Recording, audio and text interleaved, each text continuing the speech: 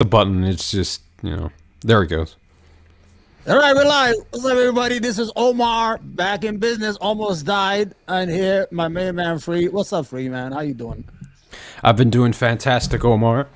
And I these past couple of weeks, when I was getting out of my break, I've accumulated a lot of clips, a lot of content, and in terms of how many videos these conservatives are making, I mean, it's a lot. Yeah. They've got a lot to cover, and their output is a lot. But what you been doing lately? Well, I'm gonna be honest with you. I was sick. I don't know. I got something, man. The whole house, everybody, from me to all the kids, everybody to my.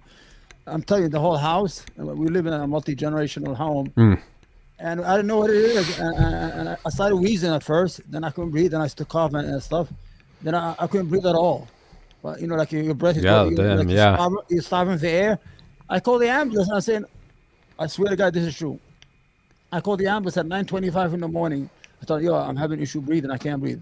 They came at 10 o'clock, 30 minutes just to get here. So imagine if I said I had a heart attack. I go to the hospital. I spent about 12 hours. All I need was a nebulizer, the air, and they cleared my lungs. But, it's so bad, the health system is. I saw all these old people just laying away there in the emergency room, man. I was laying there, and there's no doctors. There was a kid. A kid came in. He's about your age, man. He came in. He said he was an AP, whatever it's called, an assistant physician, whatever. Yeah. I didn't even see a doctor. But I'm feeling good today. The cough stopped. Fantastic. Yeah, because I used to choke at night with mucus. It used to go in my lungs, and I almost died in the middle of the night, man. Yeah. I mean, sounds like we should bolster it with taxpayer dollars. We should make it our collective thing. Or if we're willing to go far enough, maybe we should nationalize it entirely so it's not relying on, profits and corporate greed. You know what I'm saying? Yeah, but there's no service, man. I mean, I saw this old man. I made a video of him. I felt so bad. I don't want to put it up. He was there, I heard him talk to the phone. He's been there 6 hours before I was, and I stayed there 12 hours. He has nobody. I mean, he's like maybe in his 70s in a wheelchair, and he looks like he has gangrene on his feet. I took a, and he said on the phone, he said, I think I got gangrene. It's black as hell, his feet. Yeah. And he's just sitting there, man. What's that noise? You got a fan on or something? So he was just sitting there. Oh, okay. You hear me? Yeah, I hear you. Okay. So he was just sitting there. And I felt sorry for him. He has no family, and I don't know. When I came out around midnight, it was more than I was. Yeah, damn. I came home at 1 o'clock in the morning. I didn't see him out there, but everybody's sick. There's a lot of diseases. I don't know. Maybe because nobody came out during the pandemic, so people's immune systems are weak. Whatever it is, it's like everybody's getting sick. Everybody. But thank God, I feel great today. I feel alive. I could breathe. Thank you, God. You know what I'm saying? I've become a believer. So what's up, man? What's going on with the political world there? What's going on? What did I miss? It's so crowded. I was offered $100 million, and he's mad. Oh, you want me to cover that? It's not whatever you want, but I'm so upset. I'm gonna be a right winger, so I'm gonna leave it free. I'm telling you, man. I'm gonna make a video why I left the left. I'm telling you. Yeah. Oh, I'm a disaffected liberal. I'm a classical liberal, and these wokesters have gone too far, man. These wokesters. Especially that guy Free, he drove me crazy with all his views and his liberal views that he wants people to have health care. Why? Why should they have health care? For what? And they should go to college. And why? We don't have to pay for nobody. You got to work with yourself. Either be a plumber, and if you're bootstraps. Sick, and if you're sick, just get over it. Okay, we're not gonna help you. Wow, what is that? That's it. You gotta do that. Yo, man, I'm telling you. Soon we're gonna be opposite the crossfire. He was offered $100 million, and he's upset. And he made a video that he's been taken advantage of. What the fuck? We're not making no money, Free. We're not making shit, me and you, man. I've been here on 2 years. I made $90 one time. It came in the mail. I thought it belonged to my son. I gave it to him by accident. Do you share the same name? You know what I'm saying? We're not making no money. I might have to go conservative one day. You can't. The problem is that we don't have a community to latch on to. There's no community here, man. I mean, they're not embracing us. The Hassans, the vouchers, and these guys. They should, invite us, all that stuff. Let us, get an opportunity to let our views be seen and heard. Well, the thing is, I mean, they're out for themselves. I'm convinced they don't want to share. ad revenue. With other creators sometimes. I wrote one thing on his Twitter about a year ago. I said though, you should help small creators. They blocked me and they wrote Hassan people who advertise as cringy. I don't know what the word he said. Hasanabi heads or whatever they call them. Yeah, piece of shit. Nobody's a fucking. I'm a socialist. Yeah, the guy doesn't even. You see how he is? He eats all day. Every time I see his YouTube video, he's always eating. The fucking guy's gonna die there because he thinks he thinks if he leaves for one day that he's gonna lose the crowd. You understand? It's like having sheep. I come from a farmer family. We used to have sheep and what do you call these? These like goats. Mm-hmm. You gotta take him every day to eat them, bring him back. So what Hassan is doing, he's scared to leave the camera for one day and just live his life. He's gonna die behind that fucking microphone, man. I can stay 10 hours. Yeah. He's convinced the left is gonna leave him for somebody else or something. I don't know what Hassan's deal is, but now, as we've remembered, it's a new year and actually a new Congress, and what Congress has done is. If you remember 2012, this might be familiar, so I'm just going to show y'all this AP article just for a briefing. We'll get to a video covering it, but in Washington, the AP, the U.S. government on Thursday ran up against its legal borrowing capacity of $31.4 trillion, and the Treasury Department began implementing extraordinary measures to avoid a default. Sounds ominous, right? But take a breath. The phrase technically refers to a bunch of accounting workloads. Yes, accounting.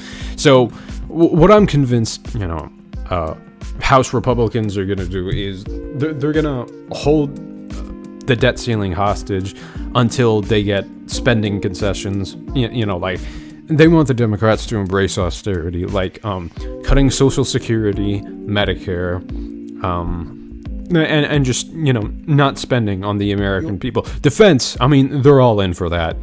When it comes to when was this article? I'm pretty sure it was today. Oh, okay. I'll tell you. Yeah. Okay. When you finish, I'm gonna add something. Go ahead. Yeah, because we just need the first few paragraphs, and then we'll get to the real meat and potatoes of this. Yeah, I'm just going to tell you the hypocrisy. We're going to expose the hypocrisy. Yeah, absolutely. Yeah, because because the debt cap limits the issuance of government bonds, a way the U.S. borrows money, these workarounds shift money among accounts and should keep the government open through at least June, according to a letter last week by Treasury Secretary Janet Yellen. In theory, President Joe Biden and Congress are supposed to use that additional time to work out an agreement to raise the nation's legal debt ceiling. These talks often grow heated and go down to the wire with major economic damage in the balance, but there have been roughly 80 deals to raise or suspend the borrowing cap since the 1960s. So that's all we need from the AP article. What were you going to say? Go ahead. Okay, let me explain to you something. These are the hypocrisy of the right and these fucking Republican piece of shit is, for the last 238 years, since the United States started borrowing money, during the 4 years that Trump was president, he increased it by 25%. And he campaigned on lowering the debt deficit. Imagine increasing the deficit by 25% just by yourself against 200 years of fucking history, almost $8 trillion. I didn't hear these Republicans say, well, we gotta save this money. We gotta, we can't spend all this money no more. I didn't hear this shit. I don't like that. That's why I get mad at both parties. I'm gonna be honest with you. I think there's a lot of hypocrisy in both the Democrats and Republicans. I think they're just working together against us. We're the idiots. We're here fighting on Facebook, on YouTube, and Twitter, all these little wars, mini wars between us, all this shit. And these fucking... I tweeted the other day that these guys, they're going to discredit themselves by all this hypocrisy. In the end, they're going to be held hostage by the military of the United States because they're going to lose so much credibility and legitimacy. We're going to beg, like what the Brazilians were doing outside we're going to beg for the tanks to go on 1600 Pennsylvania Avenue because they don't have no credibility no more. No, I'm going to investigate you. You can investigate me. Oh, what you did, they're all fucking corrupt, man. They're all corrupt. Well, absolutely. And, you said they're, okay, the Democrats and the Republicans, I mean, there's so much hypocrisy between these two. Well, that's where the left is coming from. Because the Republicans are willing to ignore all precedent, all the entirety of the status quo until they get to fascism. The Democrats, when, they're even confronted with a semblance of resistance, will say, "Oh yes, corporate mother, I'm sorry, maybe we will cut benefits for millions of American people. I'm sorry, maybe we will bolster defense spending." Okay, so Democrats obviously fall right into the Republican trap pretty much every time when it comes to all these bills that actually benefit the American people. So what happens is typically they instantly fold on bolstering security, Social Security, Medicaid, the minimums for Obamacare, and they still spend so much on defense. Like Trump made it a couple of his campaign points to lower the debt and deficit, because when they don't have ammunition against the Democrats, that's all they complain about. You gotta reduce this damn debt and deficit, fucking China, or whatever nonsense they've gotten off Fox News, and they instantly rush tax cuts through. And rush defense bills through. So get your narrative straight, because I'm consistent. We're the U.S. I think we're going strong. Yeah, we're the U.S. We're going strong. We're never gonna default on foreign loans. 147 of them took the pledge to protect the Constitution of the United States, and they're the same 147 who tried to overthrow the election about a year ago. This is hypocrisy. They don't believe in God, man. Stop using God. Stop, please. Stop. I'm saying stop lying in his name. Stop. I mean, if you read, the New Testament, especially, Jesus' journey and the apostles after that, Jesus was, this almost hippie socialist type, I mean, give to the poor, feed the poor, but all the Republicans constantly invoke the name of Jesus, but, when it comes to actually helping people, it's all bootstraps from there. I mean, come on. Man. He's so Matt Shelby. He's grabbing this guy's dick, man. He's trying to, he's the head of the CPAC, the most conservative organization in the United States. He got drunk and he was in the car and he started, trying to play with the guy's private part. They're all closeted, man. I'm telling you, man. Anybody who hates other people for certain things, they are them. They project their hatred because they have that fear in them that they are them, but they don't want to show it and they don't have the opportunity. Do you don't think Lindsey Graham wants to live his life like in the West Village here in New York City and have a husband and live his life? He was a good-looking guy, man. Like 20 years ago. Yeah, and I like this quote from a guy called Brian Tyler Cohen. He's on the left. When it comes to the right, every accusation is projection and every denial is a confession. So here, a good rule of thumb is, if you ever see this Republican operation that, brings accusations out of nowhere, pedophile, fucking traitor to America, it's really them doing it, okay? They constantly call Biden, this Chinese operative, of course, because, fundamentally, all this, American hate, it comes back to some brown guy. It comes back to some Asian guy. America, historically really fucking hates these Asian types. You know what I mean? You got the Japanese, you got, them thinking China will outpace us. The Chinese explosion, was called the Explosion Act. We had nobody heard. We had some wars called the Banana Wars in South America, where we fucking just wiped out the whole country with the Chiquita Banana Company. Absolutely. A lot of Americans don't know their history. We are a very vicious and dangerous country. We've been in more wars with our short history than any other country in the world. Not that we hate our country. We love America and everything, but we want a discipline, a fair America that projects real justice for its citizens first, and then for the rest of the world. That's what I don't hate America. I hate what America's government does. Yeah, people say, "Oh, look at these leftists. They are unpatriotic. Look at them. They kneel down." Shut up. No. Okay. Who's the real patriot? Because, the guy that's saying, maybe we shouldn't risk American lives, in these imperialist, fascist, unjustified, wholly, unprovoked invasions that only, cause suffering down the line and just never get fixed. Because, once you go down that rabbit hole, you're pretty much never gonna come back. Oh. Yeah. So, who's the real patriot? This lobbyist, defense bootlicker, or actual Americans who are trying to keep Americans home, unless it's defensive. Because the only justified war we've had in a really long time is probably World War II, because we were directly attacked in that by fascists. Maybe there's a debate around the oil embargo and stuff like that. Oh yeah, I love you, man. You're so smart for you. You just hit it right on that. We had an embargo in Japan. We were strangling. Japan doesn't have any raw material. It depends on everything on other countries. And the problem is Japan was moving toward Indonesia. It was taking over the British Empire in those Asian countries. Mm-hmm. So they did an embargo on Japan. It was going to run out of oil. They're going to strangle it to death. So when you strangle, what do? You kick back. You understand? Mm-hmm. Listen. We are as guilty as they are. They're assholes who thinking nobody's going to defeat America. First of all, we have all these oceans between us and you. It takes a long time for you guys to have any supplies to come. And we have the know-how. But one time George W. Bush said something that piece of shit with the worker. He said I think his father, a kinder and gentler America. I think it was his father. That's what we want. And that's what we need. Bad example. Forgive me for that. Kinder and gentler America, except when it comes to Iraq and when oil prices surge, then we can go out full on Rambo on those brown people. That douchebag Kevin McCarthy, he always say, "Well, we got Iraq. It's a beautiful pluralistic democracy." Shut up, man. You know that guy. Dude, they're ripped apart by sectarian violence, man. I mean, it was our involvement that led to ISIS. Yeah. I've been there in Baghdad. Before that, it was beautiful. It was not even a religious country. It was more of a socialist, a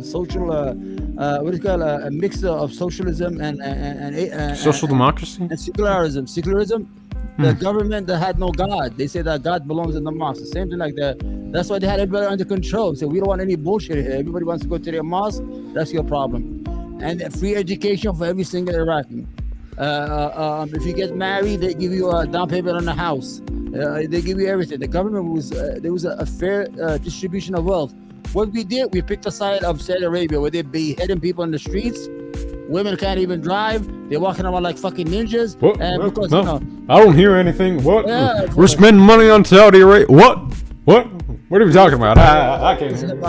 I wish America. They're gonna wake up, man. No matter what. A lot of people are woke up. Even the right. Sometimes we have the same view against wars, but the whole idea is we have an issue with the culture war. They keep on picking on these small groups of people in our society who are defenseless, and they don't need to pick on them. There's no need to.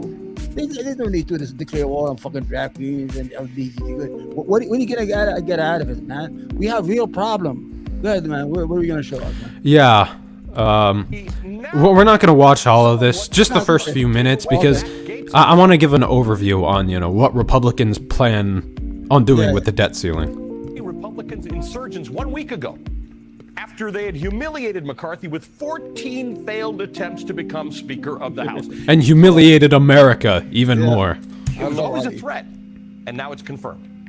House Republicans are planning to breach the debt limit. The Washington Post reports tonight House Republicans' payment prioritization plan may also stipulate that the Treasury Department should continue making payments on Social Security, Medicare, and veterans benefits, as well as funding the military, two people said. God. There we go. Funding the military. Precedented and hugely controversial, and even releasing the plan could turn into a major political liability for the GOP. A hypothetical proposal that protects Social Security, Medicare, veterans benefits, and the military would still leave out huge swaths of critical federal expenditure on things like Medicaid, food safety inspections, border control, air traffic control, to name just a few of the thousands of programs. Democrats are also likely to accuse Republicans. They want Americans dead. They want to starve you. Of prioritizing payments to... What were you going to say? I tell you what, we need real cuts. We need to stop giving Kentucky $140 billion every year for nothing so they can stay afloat. We stop fucking funding. When these states stop fucking feeding on our fucking federal government to survive and stay afloat, like 10 or 20 states in the South and the Midwest, that's where we start. Then we could talk about Social Security and Medicare. First of all, I want these states to stand on their own feet, to pay their taxes, pay their fair share, and not depend on the federal government. They've been under reconstruction since the fucking Civil War, man. And they're the same people saying, well, if you give people benefits, they'll only become dependent on it. And darn, did you get that Social Security check in the mail? Great. I can splurge that on fucking McDonald's and Mountain Dew and all this shit. But it doesn't make you dependent. It actually makes people more productive economically. I mean, it's the opposite. And, Republicans, they don't want that. They just want suffering. If I was the Biden administration, I would call them out and just don't blink. Let them do whatever they want. Stop fucking around. If you are right, raising the debt 25% of the American debt in 4 years during Trump, why all of a sudden you have become frugal? We gotta save our money. Our kids are gonna be in debt. Come on, man. Stop lying, man. Yeah. Be honest, and I'll be with you if you're honest. When they had that problem with Kevin McCarthy during the election for the House Speaker, I like some of the stuff they were saying, like you could call out a speaker, a snap election. That the bills could have to be given 72 hours before so they could be read. That was good stuff. You got to agree with that stuff. Yeah. And all of a sudden, Roy Chip is an asshole. Go ahead. U.S. bondholders, which include Chinese banks, over American citizens, end quote. Seems like things are very... Let's skip this. I gotta get you premium, man. I want to pay you for... Here's the thing. This is new. Republicans tried this trick with President Obama when they first took the debt ceiling hostage.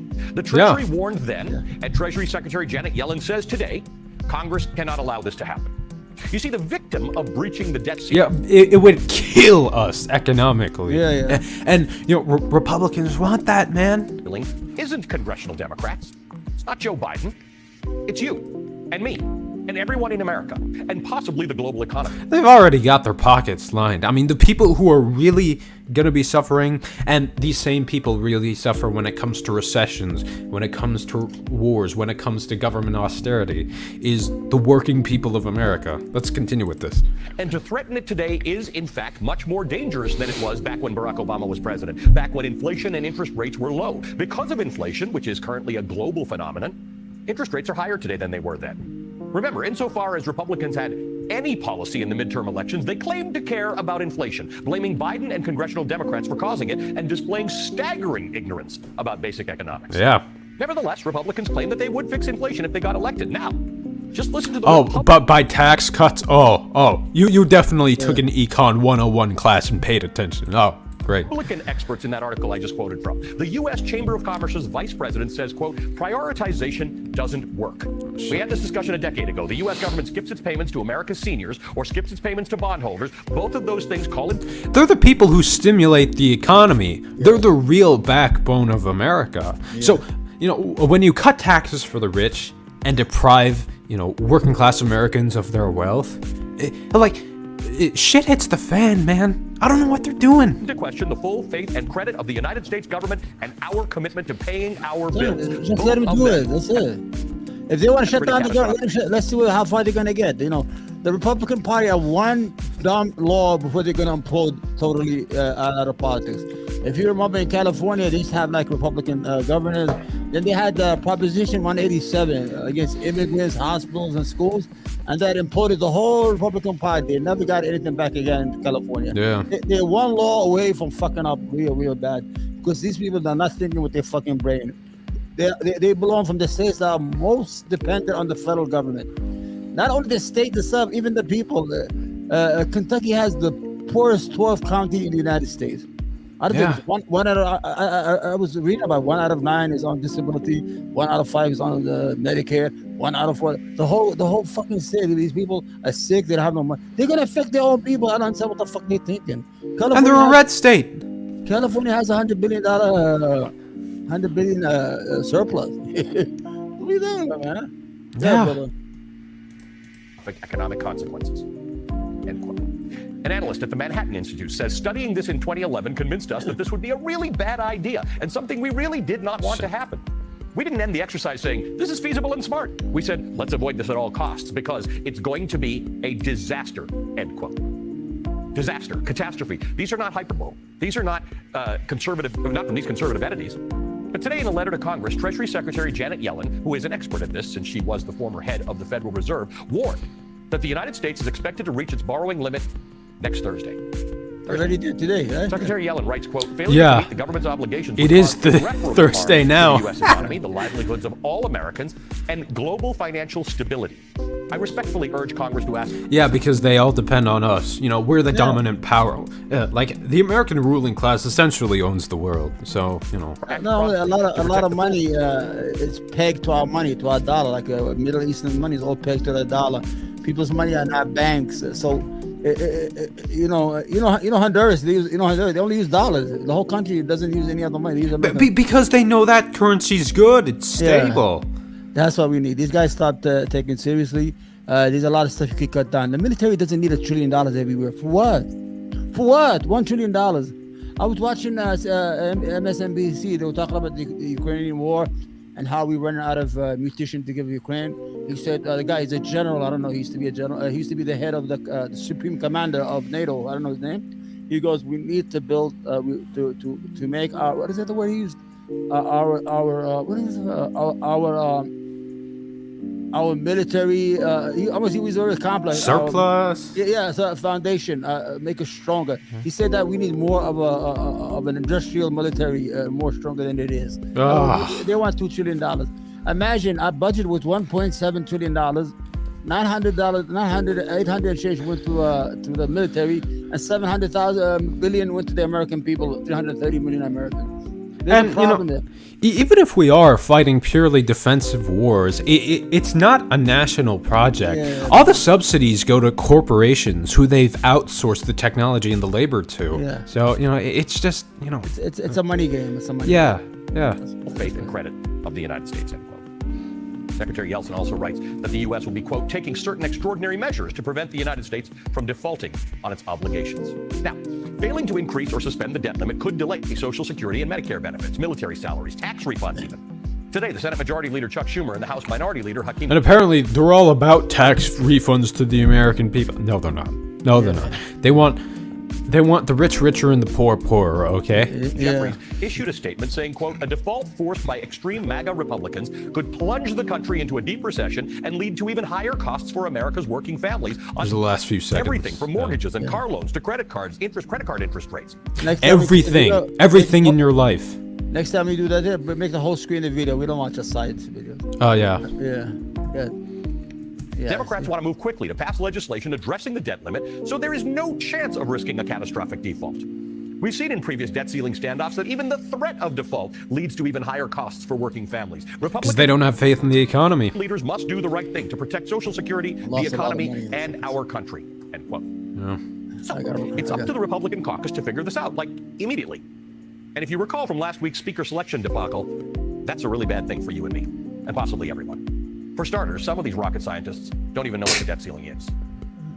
American people. Congratulations, America. These are the people you vote in. And, you know, I constantly hear everybody complaining, politicians are dishonest. Politicians, you know, constantly say nothing while they're on the campaign trail and just collect, you know, corporate sludge fund money and, you know, are entirely corrupt and are only out for themselves and their prosperity. Okay, well, who votes them in? Because, you know, everybody seems to trash talk these centrist neoliberals, you know, who are just in it for themselves and take lobbying money, but they get elected and you vote them in, okay? So it's that George Carlin routine, remember? Okay, if you have an American public that puts in garbage, that elects garbage, you're gonna get garbage right out. That's right, okay? that's right. So vote for leftists like Bernie Sanders, AOC, Ilhan Omar, you know, and other people in the squad, and you know, even more Justice Democrats.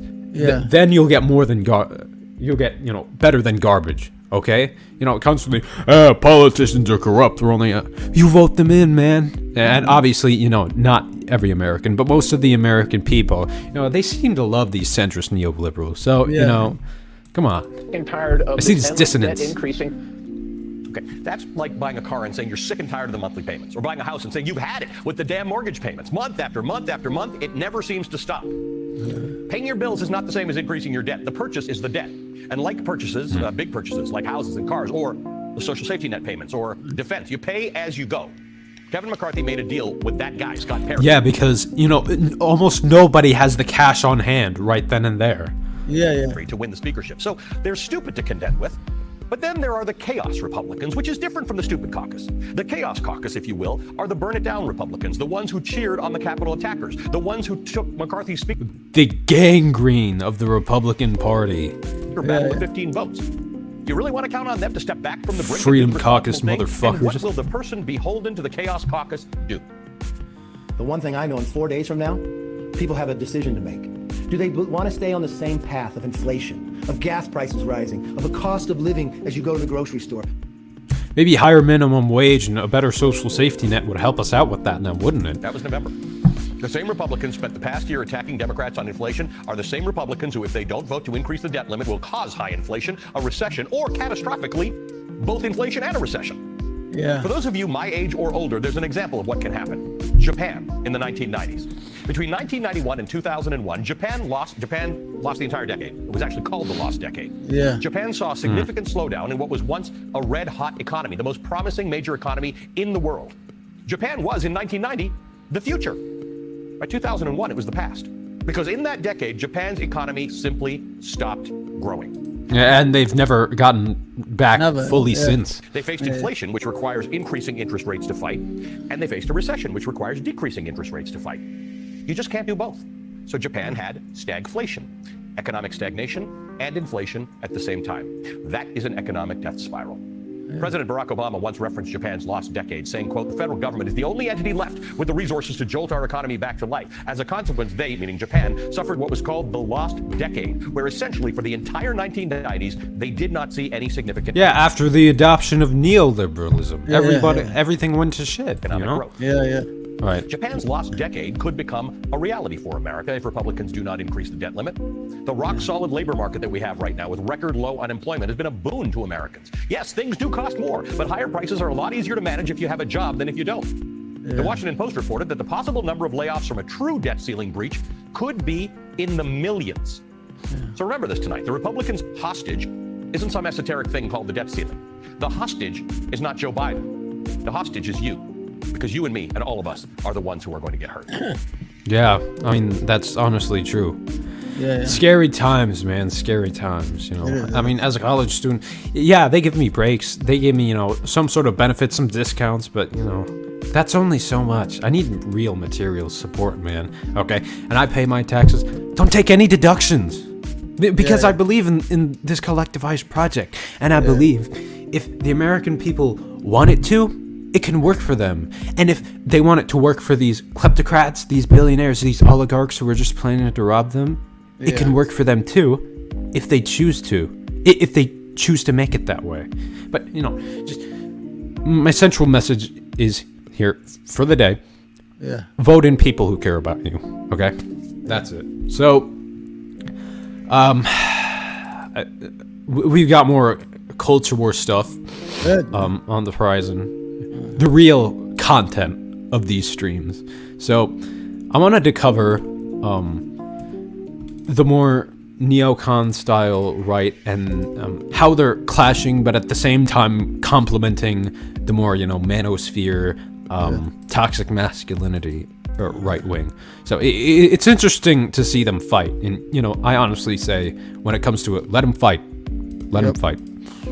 Of younger listeners who are big fans of Andrew Tate, who really enjoy Andrew Tate. Now, the big news over the course of the last couple of weeks is that Andrew Tate, for those who don't know, Andrew Tate is very online guy who was a lightweight kickboxing champion, I believe, and he's become big in the so-called manosphere. He was banned from YouTube, I believe. He was banned from Twitter, and he was... Yeah, free markets. These conservatives constantly complain, censorship, and they always champion free markets. Well, guess what happens if you're bad for business, man? You're on to the alt-tech platform. Banned from these things because he was a self-described misogynist, right? Somebody who believes that men are superior to women in pretty much every possible way. Well, over the last couple of weeks, he got in an online fight with Greta Thunberg in which he was tweeting at her about how he had Bugattis and lots of gas guzzlers and he was heating up the climate. And then she tweeted back at him that he had a small dick. It was all very silly. And then one day later, he ended up being arrested by Romanian authorities. And the allegations against Andrew Tate is that he was engaging in sex trafficking. According to the New York Post, police in tactical gear descended on a villa where Andrew Tate and brother Tristan were staying Thursday to detain the British brothers on kidnapping and rape charges, judicial sources told Romanian outlet I think he's guilty. Video shows the officers with battering rams and guns sweeping through the dark villa before escorting Tate into a car. The brothers in April had allegedly detained 2 young women, one with American citizenship and one Romanian, inside the villa against their will, where they were subjected to physical violence and mental coercion, according to the authorities. Police said the Tates allegedly formed an organized crime group and sexually exploited women by forcing them to perform pornographic demonstrations for the purpose of producing and disseminating through social media platforms. The brothers had been questioned for 5 hours by the police back in April, but were released at the time. And then they are currently still being held in Romania right now. Now, Tate had predicted for a long time this would happen to him. He had predicted that people were going to come after him, that they were going to arrest him. Does that mean that he's not guilty of some? I have no idea. I have no idea whether he's guilty of these crimes. It could be trumped up. It could be the Romanian authorities who are embarrassed by Tate. It could be anything. I don't place a lot of stake in the law-abiding nature of the Romanian authorities. I literally know nothing about how the law. I mean, Andrew Tate literally said he moved to Romania in order to avoid law enforcement. So, yeah. I don't know whether that's true or whether that's not. I assume all of that will come out in the wash. The thing I want to focus on is the popularity of Andrew Tate for a moment. Let's hear it, Benny boy. And it's fascinating because, again, let's hear the neocon, Orthodox Jew take on, this apparently Muslim, but at the same time really decadent, pimp, trafficker guy, constantly sleeps around, but the right still likes for some reason. Like, so he likes Tate? He likes him? He likes him in some ways and dislikes him in others. Oh. He wants him to stop having sex outside of the bounds of, marriage. And I have a lot of young listeners. He also hates the fact that he's a Muslim, which predictable. Who are interested in the stuff that Andrew Tate says. The reason they're interested in the stuff that Andrew Tate says is because he's transgressive. He's transgressive in that he says things that no one else will say. Some of the stuff that he says is, frankly, terrible, and some of the stuff that he says is not terrible. Some of the stuff that he says is actually a version of truth. I mean, when he says that promiscuity is... Well, yeah, it's a version of truth, but I'd prefer if that truth was Jewish and not Muslim, generally a bad thing. He says it only among women. He says when he says promiscuity for women is a bad thing. That used to be a relatively uncontroversial thought, but it's been considered bad to say that now. It's wrong, it's banned. No, well, you guys are losing the culture war. Like, okay, women sleeping around is popular because at the end of the day, when people consider it, they don't want you to obsess over what they're doing in the comfort and privacy of their own homes amongst consenting adults. And if people are just, having fun, what's the societal harm? You have no empirical evidence or any, moral justification at all for this. So, we live in a moment because we are... he sleeps in a separate room, right? He don't sleep with his wife. Really? Yeah, he said it by accident. Oh my god. He tweeted one time, I forget the tweet. Look it up, you see it. He tweeted something about visiting his wife's bedroom. His wife has her own bedroom. The next level purity. God. Puritanicalism, I think is the word, but sort of in the political world. We're so censorious. The Overton window has shrunk so much that there are two concepts. Wait, complaining about people being censorious, but at the same time saying, well, it used to be standard to say promiscuity was bad for women until the radical wokesters took over. Okay, bitch, you literally snap if you see a rainbow flag in some sort of, children's storybook. So talk about censorship, man. He freaked out, I think about the Buzz Lightyear movie because, a woman and a woman kissed for a few seconds. That have been crimped. One is truth, as in Pope Benedict XVI's truth. Things, eternal things of value that you're not supposed to say anymore. I thought you were an Orthodox Jew, and you thought Christianity was a false religion. Man is not a woman. Men should marry women. They should have kids. Right? These are things that are now considered very controversial in the elite circle. Yeah, and I guess if men are just infertile in some way or another, they just live as, pathetic husks who aren't worthy of existence or life. God, this guy is so transparently a fascist. Of the West. You're not supposed to say any of those things. So truth, the West, capital T, long-standing truths, these things have been denied. Is Israel the West? Because, the West used to mean, obviously it just means white people among these people, but, it used to mean Europe. He's a racist. I don't think that's black people. Sometimes, when he talks, you can say the way he talks, he has an issue with black people. At the same time, his friend, Candace Owens, doesn't like Jewish people. So they have an issue there. They got to solve it, man. Yeah, he's cultivated this anti-Semitic audience by being so frickin' far right. There's also been stuff that's been denied. Yeah. If he's already got $100 million, how much he's making? Yeah. He's a partner in the company. He owns half the company. Yeah, that's why. So obviously, why he moved to what? Texas or Florida? Dave Rubin moved to Florida Probably because of the income tax, the state income tax rate, you know. His company's in Tennessee, but he's not gonna say that. You know they don't like Jews over there. So he went he lives in Florida, but his company, the Daily Wire, Yeah. is in Tennessee. The whole issue is that he's not true to himself, and in his pursuit of making more money, he's willing to entertain, right wing. What's that? Something like? Huh? Yeah. Men can't be women, and likewise with women. Yeah. So in order to continue that grift to make all this $100 million a year, whatever, $200 million a year, he has to continue to inspire a certain segment of our population that doesn't like him for what he is, and he keeps on pushing it. Oh, Judeo-Christian, what do you call tradition? They don't like you, man. I spoke. What does Judeo-Christian mean? Either you believe Christ is the Messiah, or you don't. That's it. Yeah. To say or yucky, and so what's been crimped is courage, right? People are afraid to say the truth, and they're also afraid to say their opinion because they lack courage, because the social sanctions are so strong.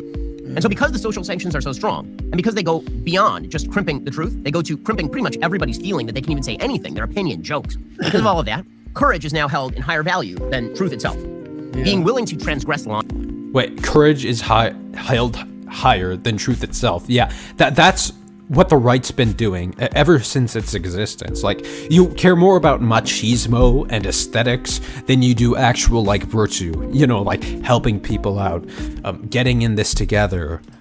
Is considered a highest value, because in a time where courage is under attack, courage is a very, very high value. Courage is always the first value. I mean, C.S.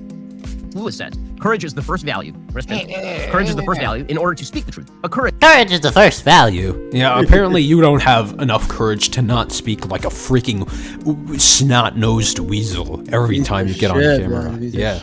Is instrumental. Courage is useful so that you can speak the truth. What's happened in our society, because we have decided to shut down so many modes of speech, because we've decided to ban people from social media and unperson them and destroy.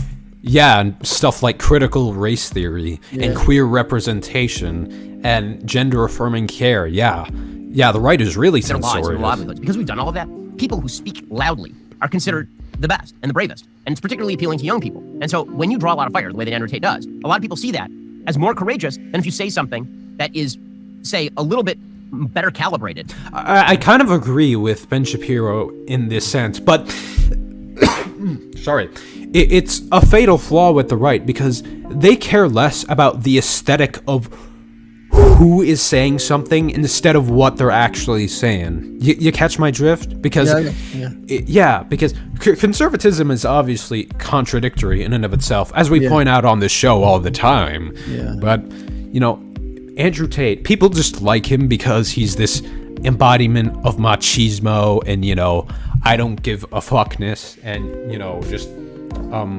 unapologetic racketeering, I guess,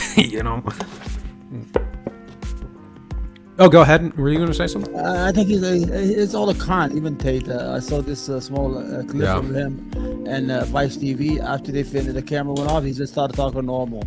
All that fucking yelling and screaming over right at the window. It's all about the Benjamins, like that lady said. It's all about the money. Everybody's about the money. We are in the wrong business, me and you, Free. We gotta start, making stop and talk, chase them gay people, and start attacking them. Whoa, CRT, fucking groomer or something. Even though, grooming in this sense means just letting kids know that queer people exist and it's okay to be gay. Like grooming back in my day, and I know I really can't say my day because I'm 19 and a half, and I don't know shit about shit, but when people used to say grooming, they meant developing a romantic relationship with someone who was under the age of consent only so you could then immediately get them to have sex with you once they turned the age of consent. But now the right got a hold of it, and they've absolutely disgraced the original meaning, and now it just means showing a child a rainbow flag. And that's it, And more in consonance with eternal truth. Whoever draws most fire, in other words, is the person who's considered the most courageous. But, yeah, because they know it's money. Sort of pithy saying that is... That was him in 2016. You know, everybody was fascinated with his, like, debate bro rhetoric and, you know, in the name boys, and, you know, well, the facts don't care about your feelings. and you know, that was you at one point, but I guess he's realized he's lost that energy. Mostly true, but kind of not, right? That you must be... Because the internet's, you know, kept on clowning Targeted on him, and he doesn't really do the, like, podium debate things anymore. A large percentage of the time, that's true. But sometimes the person who's running the most flack is what they're saying is actually kind of bad. Right? So the problem for Andrew Tate, and the reason why he's become so popular, is because he's very transgressive. He says the thing that no one else will say. Sometimes it's good, and sometimes it's really not good. We'll get to more on all of this in just one moment. First, the situation in Ukraine continues to be extremely bad. The National Fellowship of Christians and Jews has supplied blankets, food, and appearance. I've said this to some teenage boys who are friends of the family. They asked me about him, like, I don't know, a week ago. What I said is, some of the diagnoses that Andrew Tate has of secular society are correct. His prescriptions are largely incorrect. And the things that he puts, he has a list of rules, and many of the rules that he puts online are actually pretty good. And then the way that he acts, right, his version of masculinity, which is have a bunch of kids by a bunch of different women, live in a castle with 30 Bugattis, right, put pictures online and muscle, like this kind of stuff, that's not the traditional mark of masculinity. What Pope Benedict XVI would say, what I would say, what sort of members of the traditional wisdom cadre would say, is that... Wait, why would you take advice from the Catholics? Like, don't you see Christianity as a perversion of what the Messiah was originally supposed to be, as told by the Jewish Orthodoxy? Why are you so contradictory, Ben? Ultimate in manliness is get married, protect your family, provide for your kids and your family, provide a space for them to grow in safety and security, provide them roles and responsibilities. This is the role of a man. This is what a man does.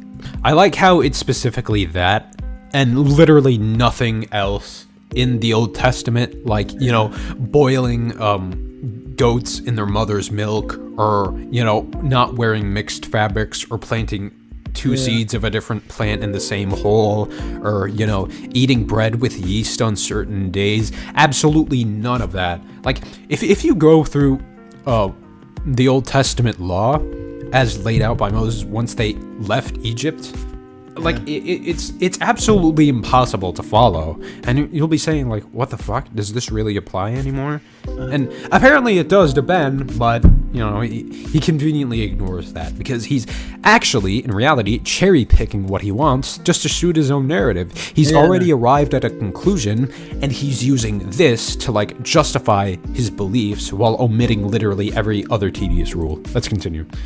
What Andrew Tate focuses mainly on is the critique of how society has undermined a lot of this stuff. And then his prescription is, I'm gonna put a picture of myself online with like 30 cars, and it makes me look cool, makes me look masculine. I also like cool cars. Cool cars are amazing. But because we have lost eternal truth, because we have decided as a society that eternal truth has to go, the backlash is not coming in the form of a restoration of eternal truth. Very often the backlash is coming in the form of punch the people in the face who destroyed the eternal truth. That's the society in which we're living in. Eternal truth. And I'm afraid that could get worse unless bullshit. What we actually have is a return to some eternal truth. So here's a couple of clips of Andrew Tate, and it kind of shows you what I'm talking about, that some of what he's saying... Actually, he's Muslim. I mean, and most of these, like, fundamentalists, you know, okay, doesn't, like, some forms of Islam preach, you know, polygamy, and, you know, a guy can marry multiple wives? I mean, that's somewhat close to, you know, his religious values. But apparently, you know, Ben conveniently discards Islam as, you know, eternal truth. Because, you know, Judeo-Christian, again, an absolutely made-up word. He's kind of half correct, but he's saying it in such a way that is meant to draw fire. So here is Andrew Tate talking about women belonging to men. I don't know, because I think the women belong to the man. I think the woman's that's inherently where you get called sexist. No, it's not. Well, you can call me sexist if you want, but if you look at marriage, it's the... It's odd, because at the same time he denies he's sexist when accused of sexism by other people, but to be edgy, he also calls himself a misogynist. Like, which one is it? It's as if he knows being sexist is bad, but to be edgy and to deliberately be a terrible person, he calls himself sexist. Like, which one is it? Get a narrative straight. Are you embracing it, or are you denying it? Like, that's what I covered in my video on this father guy. Who gives her away. It's not the groom's father. It's old tradition. The woman is always given over to the man. Read the Bible, read the Quran, you can go to walking down the aisle, no chance. There's like African cultures where they don't do that. I'm sure there are some obscure tribes somewhere. I mean, I can't say, I'm not a professional. But you get it. You seem like a very smart guy. You seem like a smart guy. You're saying a woman is the property of a man if they're dating. I'm not saying they're a property. I'm saying they're given to the man and they belong to the man. It doesn't mean they're pure property without emotion. Okay, so you certainly don't care about the emotions of women if you're trafficking them. I can tell you that much. notice the contrast here. So porno is so afraid of saying that a woman and a man belong together, and that a woman, when she gets married, now belongs to the man sexually in the same way that the man ought No, I don't think he thinks that, Ben. to belong to the woman sexually. This is literally He's trying to get Tate to say he believes that. Tate believes that. But, you know, he's, you know, backing off of it when he's in the limelight, when he's in the spotlight, and he's getting interrogated. Genesis 2:24. Right, for this reason, a man will leave his father and his mother and be united to his wife, and they will become one flesh. And Genesis 2. As if you fucking follow Old Testament law. Get the hell out of here, you fucking inconsistent, lying piece of, omitting piece of motherfucking shit yarmulke wearing, shove it up your fucking ass, motherfucker. Get the fuck out. You want to quote Old Testament law on me? Oh, you and I can have a field day with that, my man. Let's go. 24. So that would be the eternal truth. That is the truth according to every mainstream religion. That would be the thing that you would say. And the reason for that, from an evolutionary biology perspective, is because when a woman joins with a man and they create a baby, the woman is sure of her parentage, but the man is not sure of his parentage. And so we as a society tend to prefer monogamy, right? This is the evolutionary biological reason why humanity embraced... No, okay. Again, like, I don't have anything against religious people who prefer to be monogamous. I mean, you're adults. You get to define how your relationship goes, but... The reality is, and this has been confirmed by, you know, sexologists, evolutionary biologists, anthropologists, we're naturally not non-monogamous. Because, okay, what are we viscerally programmed as males to do? Just go around raping people. I mean, that's it. Now, obviously, that's not the ideal society, but it's what we're hardwired to do, okay? So, like, this idea of monogamy, it's a construct, okay? I'm sorry to say it, but it's a construct, and naturally we aren't that way. I can give you sources on this if you want, if any right winger in chat wants. Monogamy is because it is the best distribution of sexual resources. It's from an evolutionary biological distribution of sexual resources. Are you like algorithmically systematizing who fucks and who doesn't? What the hell is this, like, you know, military greeting brown shit? What the hell is that? Like, okay, I'm gonna try to go back. What the hell is that? I don't know what you're saying, man. What are you gonna The woman is sure of her parentage, but the man is not sure of his parentage, and so we as a society tend to prefer monogamy, right? This is the evolutionary biological reason why humanity embraced monogamy, is because it is the best distribution of sexual resources. It's from an evolutionary biological perspective, not a moral perspective. That's just evolutionary biology. Brett Weinstein, Heather Heyer talk about it. Heather Heying talk about it. All of this is very well established. Okay, that's when it comes to morality is that a woman should not be promiscuous, and a man should also not be promiscuous. Now, this is the part where Andrew Tate gets the diagnosis right, but he gets the solution. Okay, morality based on, like, your religious text. When, you know, okay, there are thousands of other religions in the world that disagree with that. Which is why, you know, the Pascal's wager argument is insane. Okay, well, you know, if God is gonna, you know, put me, you know, through hell if I don't embrace religion, I don't know, you know, what religion is actually true. So, you know. Wrong. So here's Andrew Tate talking about how women should not be promiscuous. It's bad for them. Well, a woman could say that same thing if she was... But yeah, but he can sleep with as many women as he wants. So but she could say, I can sleep with multiple men, but my men can't sleep with multiple women if she so chooses. We're all free individuals, right? Yeah, but you wouldn't agree if a woman said that? I don't think... I would personally find that revolting, correct? But there are women who find what I say... I find anything you say revolting, and I find you existing revolting, so please get off the internet. Revolting. So you're not telling other people what to think, you're just saying how you think. Yeah, I mean, I think if a man is... is not sexually exclusive, it's not the same as if a woman is, because with a woman you have the paternity issue, with a man you don't have the paternity issue. Look, what? With the woman you have the paternity issue. Okay, so why not just use birth control? As a matter of fact, okay, that's another contradiction in his ideology. So if you think, right, that women have this parental issue when it comes to sleeping around, and they have a higher propensity to, you know, carry the child when they have casual sex. So why not incentivize birth control and condoms and abortion pills and Plan B and stuff like that? Oh wait, you're not for that because you exclusively want women to be broodmares for the state. You want another George Carlin routine, classic. This one. They want live babies so they can be dead soldiers. The Bible, every single man had multiple wives. Not a single woman had multiple husbands. It's against the will of God. It's disgusting. In the eyes of God himself.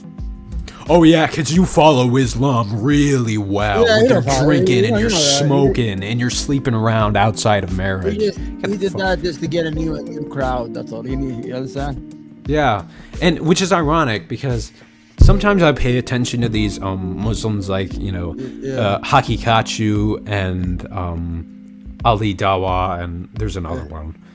And for some reason, they like come to bat for Andrew Tate. I mean, it's weird. Yeah.